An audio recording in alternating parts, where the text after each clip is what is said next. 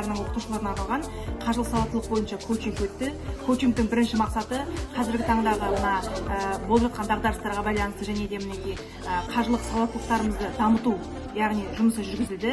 Топтық жұмыстар жүргізіліп жатыр, яғни әртүрлі блиц турнирлер жасады.